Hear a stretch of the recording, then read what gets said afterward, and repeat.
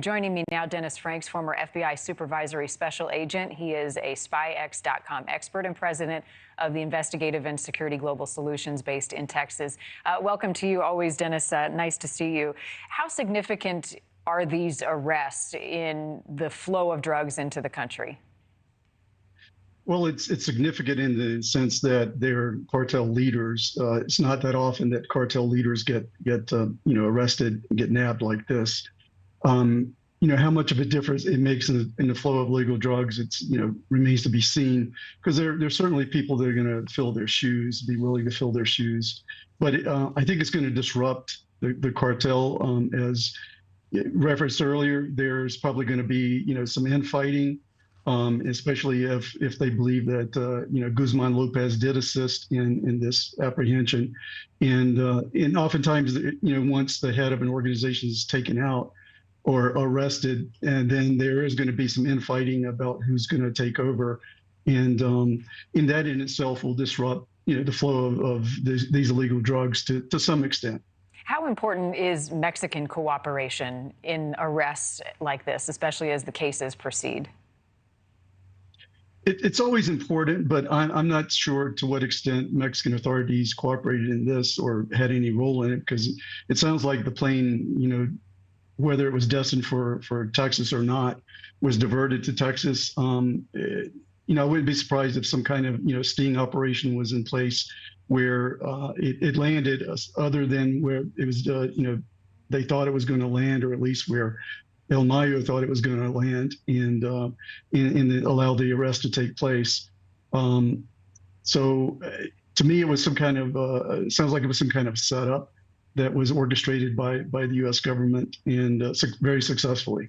What does it indicate to you that some of the high-level members may be willing at this point to turn on one another and turn each other in?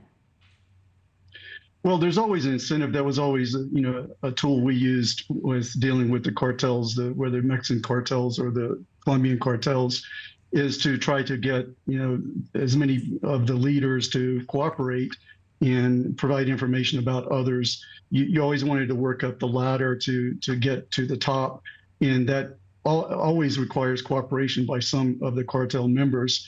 And an incentive for that is to get a reduced sentence, in which more often than not is a good incentive. And a lot of the cartel members do avail themselves of that opportunity. Not always, but probably the vast majority of the times they do. And then probably have to go into hiding once they're released, based on what they've done. They're so evil, right? What they're capable of. Talk about how dangerous these individuals are leading these cartel organizations, the things that they have done that we know about, and even some that we don't talk about. Yeah, I mean, your imagination is limitless, to think about it, and they've probably done pretty much everything. Recently there was some information about the Sinaloa cartel employing MS-13 members to do some of the really, really nasty, work, dirty work. The members of the cartel have been doing it themselves, for decades, where there's decapitation, cutting off limbs, torturing, ones who they feel or have betrayed them, or rivals. It's extremely brutal. I mean, mutilating bodies, and torturing while alive, burning, hanging from, bridges, you name it. Right. And they, whether they direct it or not, it's under their auspices, and oftentimes I'm sure they have directed it. We think often that they are in other countries and they are, giving their marching orders far, far from home, but that's not necessarily the case. How have they infiltrated U.S. communities, and how deeply woven are some of these cartel members and their dangerous acts in U.S. communities in our own backyard? Well, particularly close to the border, there's a lot of infiltration. There are centers, there are parts of the organization that are set up in major U.S.